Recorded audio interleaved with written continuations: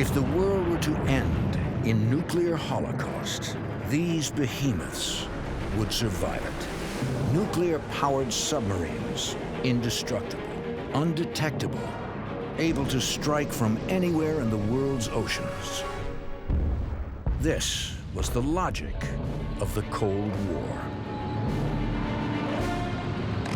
An era that has ended, but whose deadly legacy threatens more urgently today. Nearly 200 Soviet Empire nuclear subs and their reactors are rotting away in the fjords of northern Russia. An environmental nightmare and the perfect ingredient for a terrorist bomb. A team of engineers must act now to safely bring about the end of Red October. For 40 nerve-wracking years, the world lingered on the brink of nuclear annihilation. It was called the Cold War, a constant game of military and political one-upmanship between the communist-dominated Soviet Union and the United States. All-out nuclear war wasn't just a threat. It could wipe out human civilization at any moment.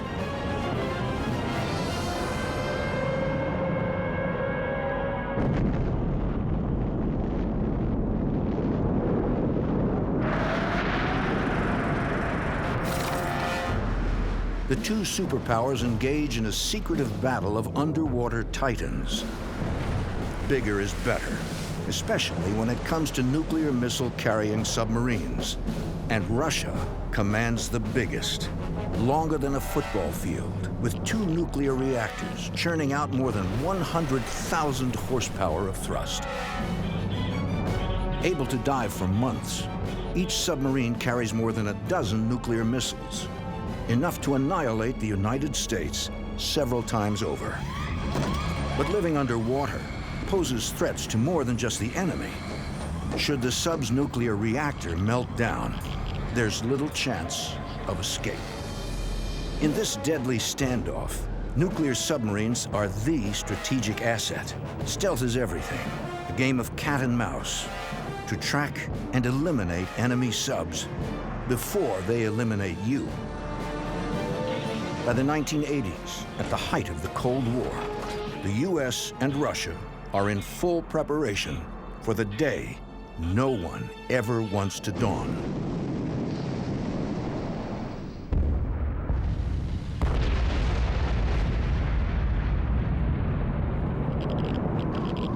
It's the possibility of mutual annihilation that ensures peace and deters war. Cold War logic that possessing such deadly power is itself insurance against ever unleashing it. Nuclear-powered missile submarines became a key part of Western and Soviet deterrence. Few Americans know Russian subs better than naval historian Norman Polmar. You could never find and destroy all the nuclear missile subs. This couldn't be done on either side. Hence, they became the reserve, the strategic reserve, what both countries called the deterrent factor. The Soviet Empire's nuclear arsenal was concentrated in the far north, the Kola Peninsula, a landmass reaching out into the Barents Sea. Nowhere else on Earth has a greater concentration of nuclear material, and at its center, the world's northernmost city, Murmansk. 2 degrees north of the Arctic Circle, a hotbed of the Cold War. In the fjords flooded by the Barents Sea, the warm waters of the Atlantic current never freeze. It's the perfect hideout. Anchored here around Russia's most important top-secret nuclear submarine bases are the pride of the Navy, its mobile nuclear deterrents. But overnight, the mighty Soviet Union suffers a financial meltdown. Mr. Gorbachev, open this gate. The fall of the Berlin Wall marks the end of the Cold War. With the end of the Cold War and the financial situation, suddenly the military were starved for funds. Of course, that included the Navy. The Navy suddenly found they could not keep ships in commission, could not keep submarines in commission, could not keep their personnel, the numbers they needed. So the Navy, to some degree, fell apart. The chaos of the 1990s still reverberates here today. These Arctic fjords, the arteries of the Soviet Navy, are clogged with shipwrecks. Rusty reminders of a long-gone era, former legends, now environmental liabilities. It is a place still surrounded by secrecy, and with good reason. These are the reactors of Soviet nuclear super subs, able to generate 190 megawatts each, enough to accelerate a 10,000-ton sub to a cruising speed of 50 miles an hour, underwater.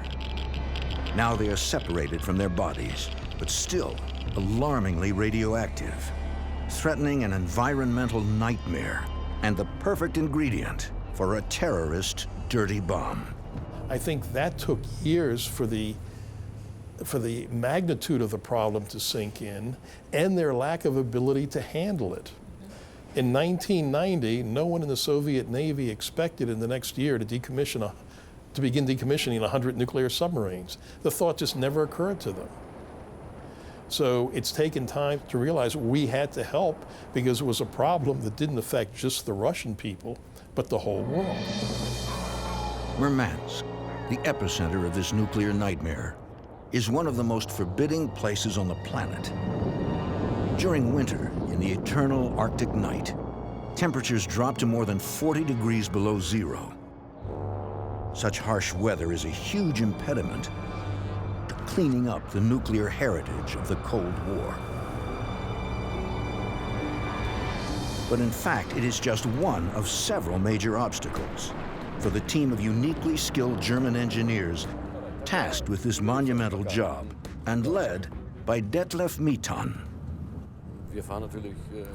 We are operating in a high-security area that is close to the outside world. When we began our work here, this had been a huge problem. But I think that we have built enough trust so that the Russians don't suspect us spying for military secrets.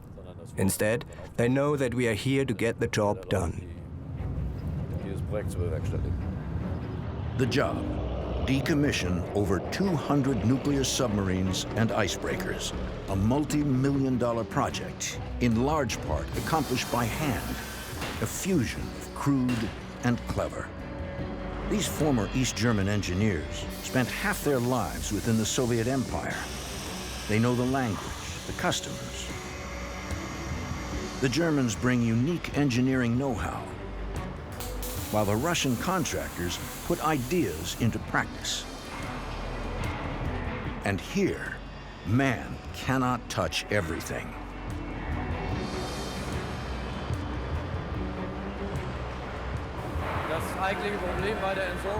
Scrapping a nuclear sub presents two fundamental problems. First, we have to seal the reactor compartment and find a way to store it. And second, we have to safely store all the radioactive material that accumulates during the scrapping process. A submarine, in essence, is nothing more than a submerged tube of steel. Large parts can be recycled, even resold. Welding through thousands of tons of steel is simply a question of labor. The size of the job doesn't worry Mitan's team, but something else does. Something invisible to our senses, emanating from these reactor compartments: radioactivity.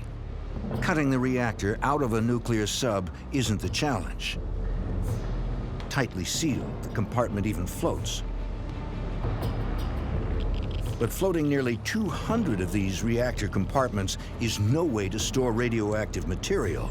What if they leak, or sink, or even worse, fall into terrorist hands? For Mitan and the world, time is ticking. At the height of the Cold War, Russian subs carried enough warheads to wipe out whole parts of the U.S. Today, these largest submarines ever built are nothing more than radioactive junk. Scrapping a nuclear sub requires a unique set of skills. A team of German and Russian engineers has taken on this monumental job. At this nuclear power plant in northern Germany, on the fringe of the former communist empire, the world's biggest decommissioning effort has been underway since 1995. Here, Detlef Mitan and his company have learned how to handle the force hidden behind walls of concrete and steel, the nuclear reactor, a source of unimaginable power and radioactivity. These are the highly contaminated parts of 5 Russian-style nuclear power plants. They emit so much radiation, decades must pass before they can be disassembled, a job that will extend beyond Mitan's lifetime.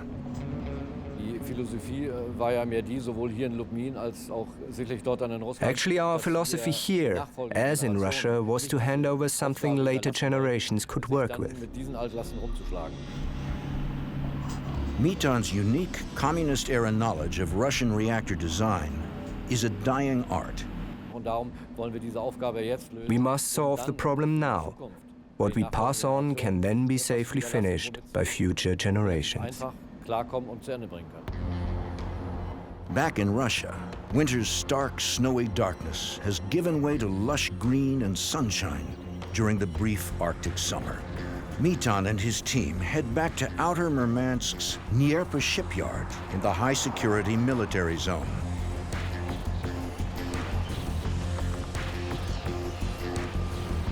There's a ton of work ahead, literally. This is a nuclear-powered Victor-class submarine built to hunt and destroy U.S. subs. Today, these 2 men are its chief undertakers, Mitan and Rostislav Rimdionov, his Russian engineer colleague. Before any work can begin, there is a step so top secret, even these men are not allowed to witness it. The first really delicate steps are disarming the sub and defueling the reactors. This has been done. Next, the team will work around the reactor compartment, handling lots of radioactive material.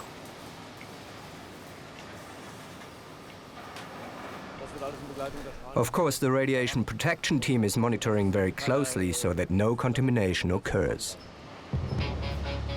This submarine had 2 layers of pressure-resistant hulls. Both have been cut open, revealing the tangle of steel, pipes, and cables in the stern section of the sub next to the reactor. But blowtorching this steel hulk apart brings the constant risk of fire. If not immediately dealt with, radioactive ash can poison the workers.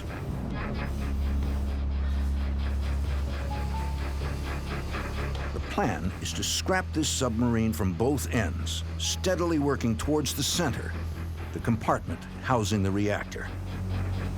It emits so much radiation that simply cutting it into pieces would be suicidal. Handling the highly radioactive core of a nuclear submarine presents the greatest engineering challenge. Without question, it is absolutely much more difficult to break down a nuclear-powered submarine than it is to build one.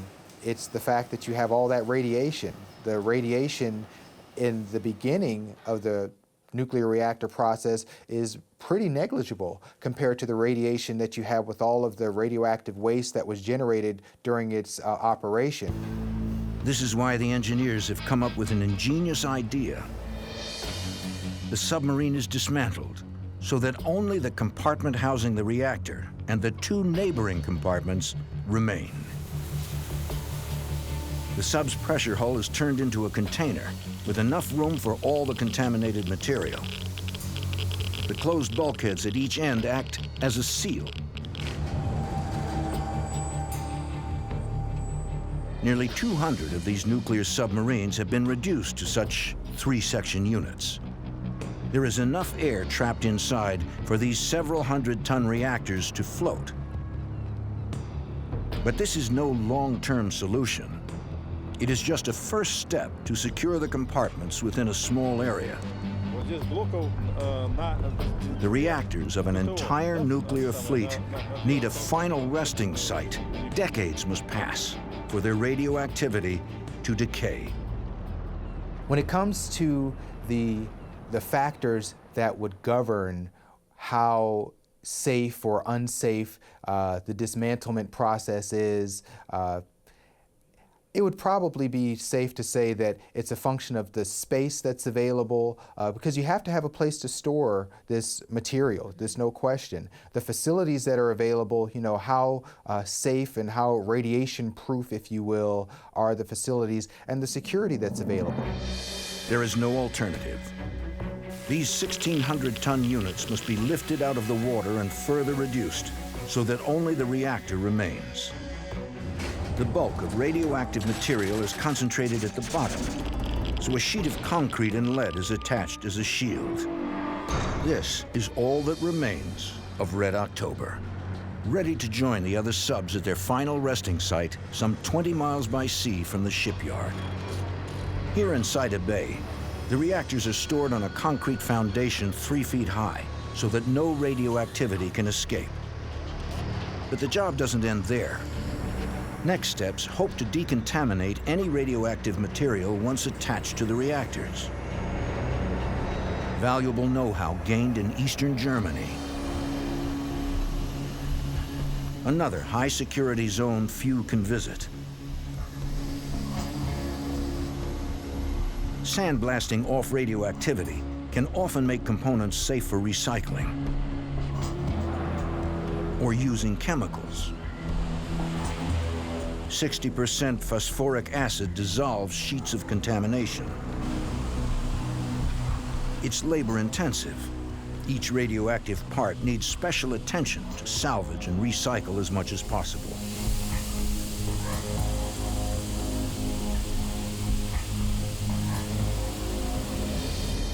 Sida Bay will become the autopsy lab for radioactive carcasses and the graveyard for Red October. Back at the Dnieper shipyard, dock workers are still gutting the colossal Victor-class submarine. These men will be the last to remember its might before it's reduced to mere heaps of junk. The sub is history. Few will remember its role, because even in death, Russia avoids talk of its nuclear fleet. Well, the Russians surely won't tell us where this sub was operating or what its role was. It surely roamed the world's oceans for more than 2 decades. Now its last voyage is to the storage site.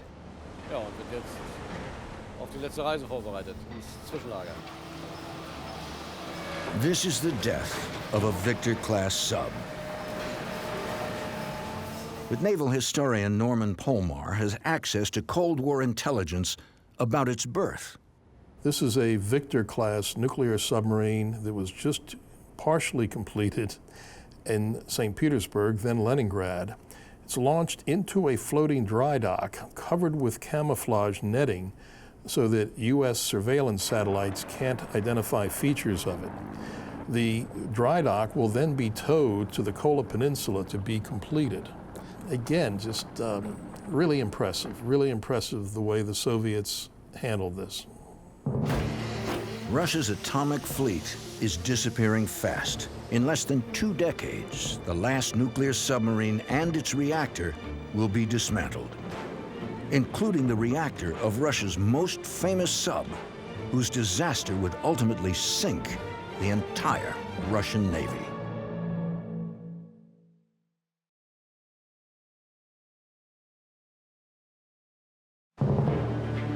It's summer of the year 2000. After a decade of political chaos and economic meltdown, Russia, once again, is flexing its muscles.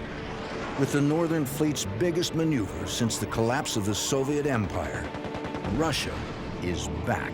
And with it, the world's most modern, gigantic, unsinkable nuclear sub, the Kursk.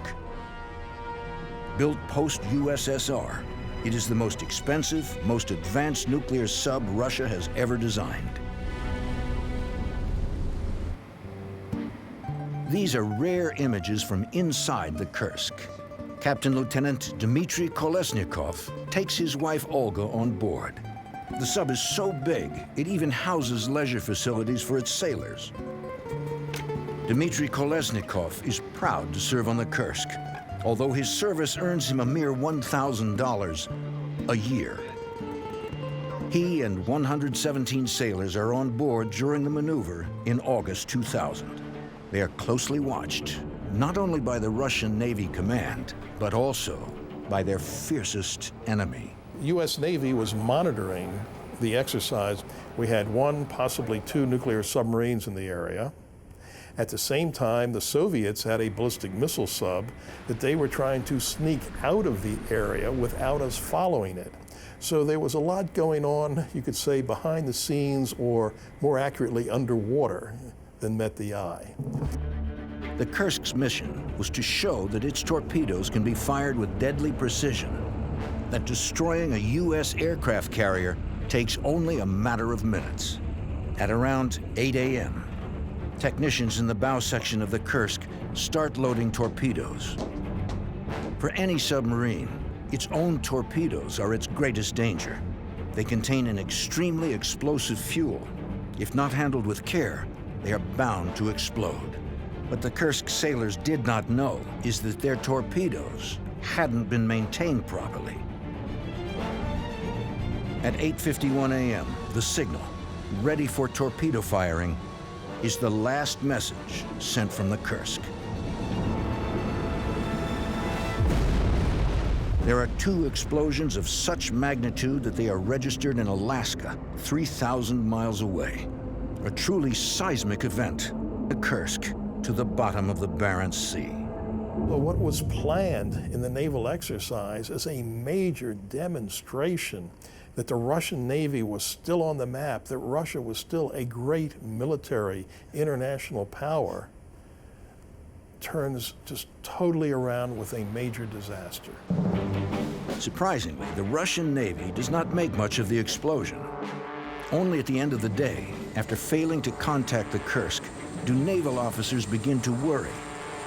Hours are lost in search of the stricken sub. After all, the Kursk was built to be undetectable. Then, a sonar echo in shallow waters. The Kursk lies at a depth of only 300 feet. Divers could quite easily reach it. But the Russians' rescue equipment is so old and badly maintained, it cannot make contact with the Kursk. If there are survivors, every minute counts.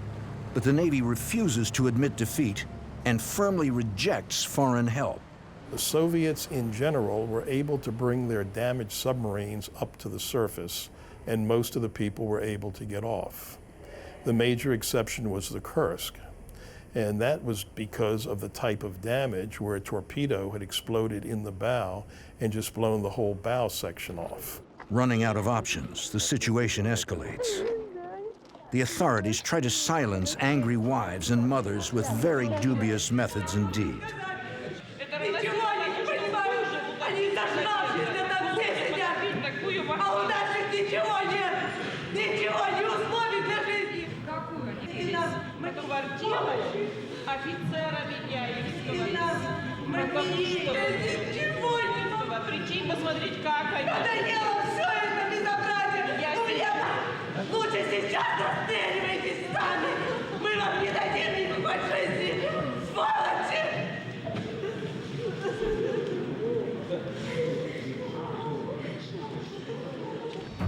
It takes the president to intervene.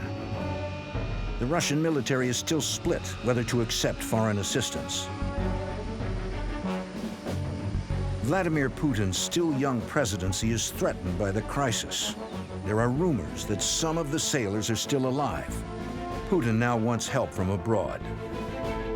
Almost a full week after the Kursk was lost, divers from Norway are able to reach the submarine. Everyone is shocked by the scale of the damage to the sub. The whole bow section is destroyed. But in the stern, there is little destruction. there could be still some sailors alive. Maybe they are even strong enough to respond. Divers are banging on the hull, eagerly awaiting a response from the sailors inside.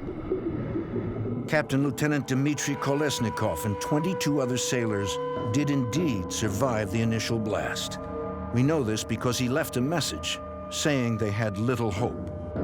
The sailors were alive at least 24 hours after the explosion, and possibly much longer. But by the time the divers make contact with the Kursk, there is nothing but silence. Dmitry Kolesnikov, along with 117 sailors, are dead.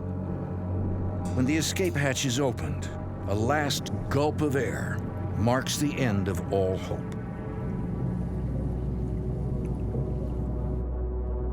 This coffin of steel at the bottom of the Barents Sea is a tragedy for the entire nation. The irony of the Kursk being lost during a major exercise is that the Russian Navy was trying to demonstrate to the Russian leadership how powerful it still was.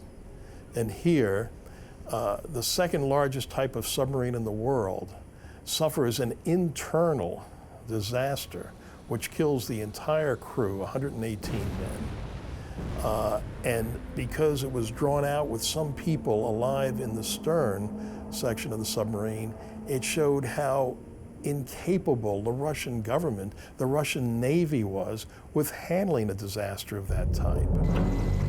To save face and retrieve the bodies, Russia decides to lift the Kursk. It is the heaviest object ever to be raised from the seafloor. Inch by inch, the Kursk is raised to the surface. Over a year after the accident, the submarine, icy grave to 118 submariners, is retrieved. For the men inspecting the wreckage and retrieving the bodies, it's almost too much to bear. Fear turns into certainty. Had the Navy accepted foreign help, some of the sailors could have been rescued. This is the worst of all possible outcomes for the once proud Northern Fleet. Its flagship lost, the crew left to die at the bottom of the Barents Sea. The tragedy of the Kursk disaster still echoes across Russia today. It towers over the end of an empire's once giant nuclear age. Pride has turned into a problem, a colossal problem that now must be dealt with. This is the reactor compartment of the Kursk, another dangerously rotting carcass. It must be scrapped and prepared for its final journey, like all the other reactor compartments of Russia's nuclear fleet. This journey is the most delicate, the most dangerous step in the long end of Red October. At the shipyard, final preparations are underway for the only reactor transport this year. The workers' time frame is short. A few weeks of summer, when the weather is less unforgiving and the seas are not so rough.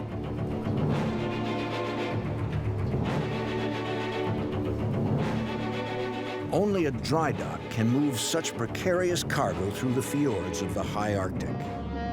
The Dnieper shipyard, where subs are dismantled, is some 20 miles from the Saida interim storage site. It is a treacherous route, dotted with top-secret military installations. Calm seas are absolutely crucial. If this dock sinks, these waters will forever be contaminated with highly toxic radioactive waste. Any change in weather is an invitation for disaster.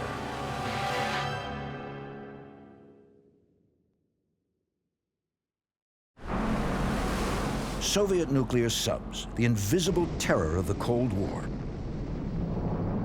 are today just problematic, rotting hulks.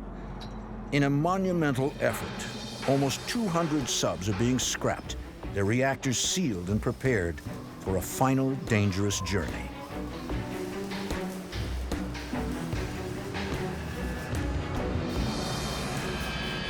The majority of Russia's atomic subs has been reduced to this, the unit housing the highly contaminated reactor. Workers at the Dnieper shipyard in Murmansk, Russia, prepare for an extremely dangerous task, transferring these reactors over water to their final resting site some 20 miles away. This dry dock will ship 7 reactors at once. It took a year to seal them, to make the reactors safe for their final journey. These compact nuclear power plants are no ordinary cargo.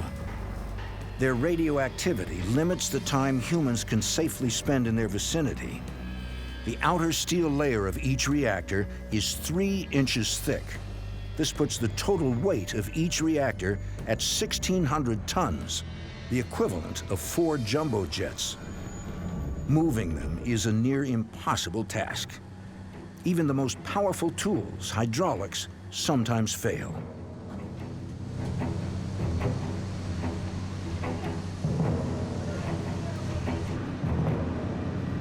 At this stage, even the most minute problem can endanger the whole effort. For loading, tracks have been laid onto the dock. The workers are doing double shifts to be finished and ready for today's high tide. These last hours, the culmination of a year's work, are a race against time.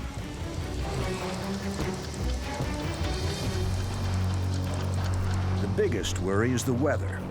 In the high Arctic, nothing is more unpredictable. It is a factor that rules the decision makers, Detlef Mitan and his Russian engineering colleague, Lada Gajuchenko. They cannot ignore a bitter fact. The weather has started to turn against them. We have seen today how rapidly the weather can change here.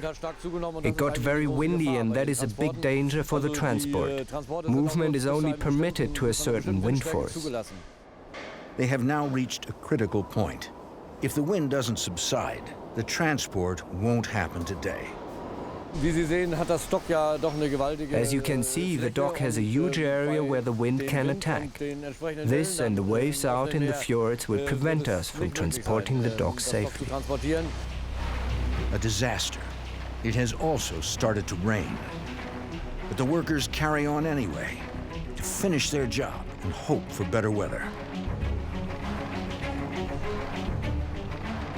Massive steel buttresses will keep the reactors in place, 3 on each side of every single unit.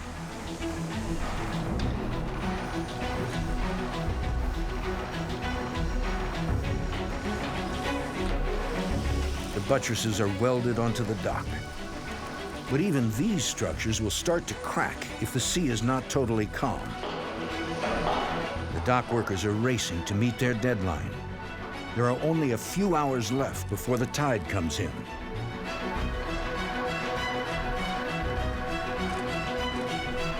But still, the wind hasn't subsided.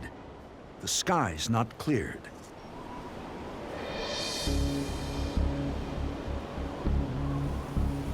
Tugboats will pull the floating dock. The Russians' machines are often in a dire state. Detlef Mitan's company has bought tugboats abroad. He's also supervised the modernizing of local ones. It will be his responsibility that the tugboat's diesels won't fail. But the decision about today's transport lies with the Russians. More tugboats are called in. The transport will happen. It will take 7 tugboats to transport this dock, 2 to pull and 5 to stabilize, to help keep the dock and its precious cargo from capsizing. This is the last chance for the contractors at the Dnieper shipyard to deliver the reactors fully sealed and ready for storage.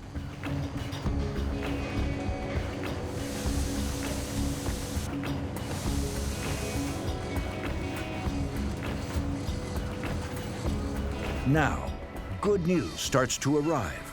The skies have cleared, but unless the strong winds subside, this dock and its dangerous cargo threaten an environmental disaster.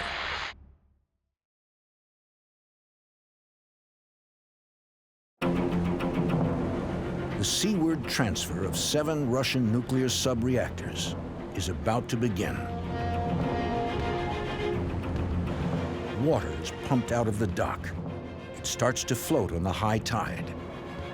7 powerful tugboats must push and pull the huge, loaded floating dock out into the Arctic fjord. They can move only at a snail's pace. At 2 knots, it will take them almost 9 hours to their destination some 20 miles away, the storage site at Saida Bay in far North Russia. Soon, it will be impossible to turn back.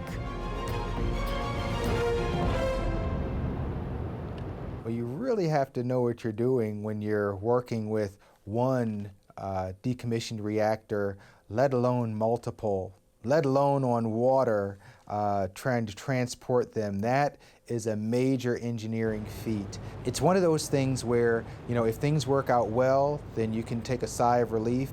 But if they don't go well, you know, the consequences, of course, could be, you know, pretty severe. Certainly, if you wanted to say, well, let's go ahead and try to pick them back up. Well, that might not be too easy, trying to pick a reactor up off the bottom of the sea. But at last, the weather is on their side. Bright sun and calm seas promise safe passage for the reactors.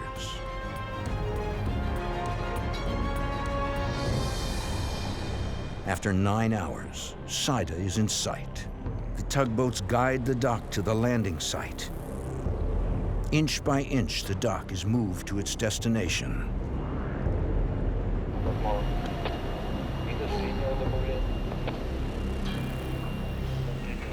The dock is secured, but not its cargo.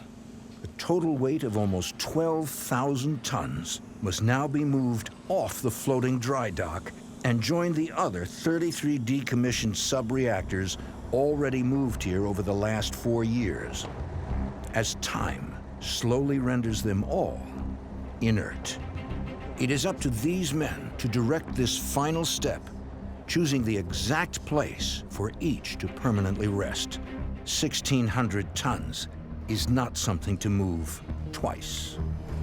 Vazgen Ambatsumyan is the director at the Saida site and a former submarine officer. Among these reactors, there are 2 which Vazgen remembers very well. He has served on the submarines they once powered. If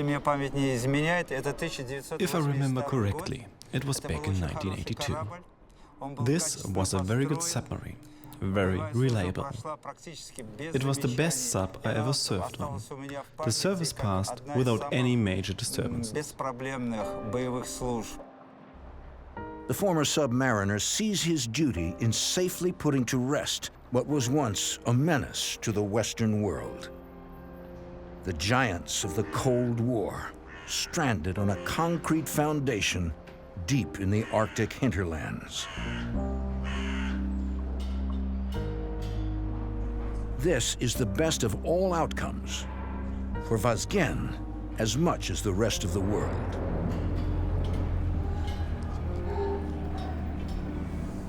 I have the privilege of knowing several Soviet submariners, now retired, a number of Soviet, now Russian submarine designers. And these people, as individuals, are talented, dedicated, and really nice guys. So when you talk about a Soviet or a Russian submariner, you're talking about a real person that you could probably get along with great. Because of the complexities of decommissioning a nuclear sub, reactors arrive here to Saida just once a year. It will take the remainder of these men's careers to put to rest all of Russia's once mighty northern fleet. In fact, the long story of Red October won't end for another 70 years. Only then will radioactive levels have dropped enough for the reactors to be opened, handled, and fully disassembled, an inheritance for future generations. But will these casings last that long?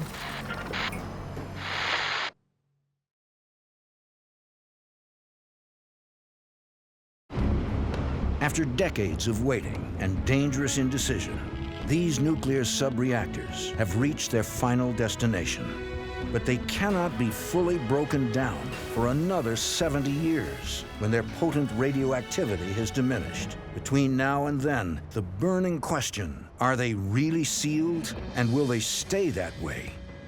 Today, Detlef Mitan and his team of German engineers will find out whether the Russian reactors are properly sealed,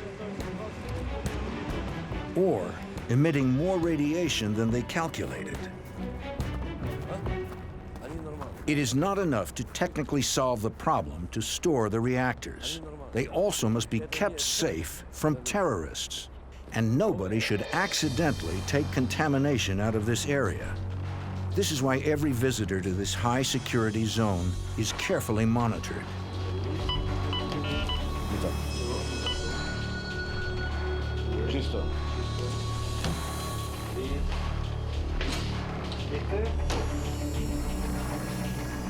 A dosimeter will register the radioactive load accumulated in Mitan's body when he is inside the nuclear storage site. Mitan and his Russian colleague Vazgen Ambartsumyan will limit the time they spend right next to the reactor. Otherwise, they will accumulate more than their permitted dose of radiation. But going in and going close to measure the radiation levels of each reactor is vitally important.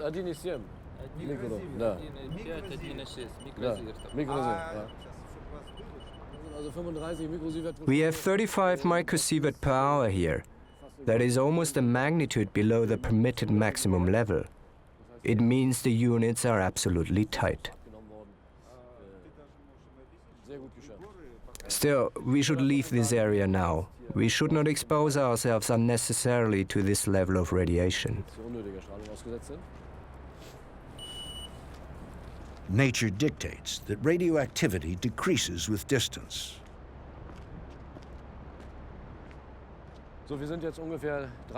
Here, around 100 feet distant from the reactor units, we have 170 nanosievert per hour. That's a little more than natural background radiation levels. You will find this in most parts of Europe, even without reactors. In fact, this level of radiation you will measure in any town center. The reactors are tight. If they are properly serviced, they will remain tight for another century, when a future generation will finish this job. But they might ask about why so much effort was put into building these nuclear subs in the first place. I believe that missile submarines on both sides did have a role in preserving the peace through deterrence, that neither side could risk going to nuclear war or pushing the other to a point where it might go to nuclear war. These behemoths of the Cold War, able to destroy the world in seconds, now will take decades to be destroyed. But maybe these submarines fulfilled their role. Perfect killing machines, maintaining peace with the threat of mutual annihilation. This was the Cold War. Today, hopefully, just a monument, suggesting that the nuclear threat of Red October was all just practice.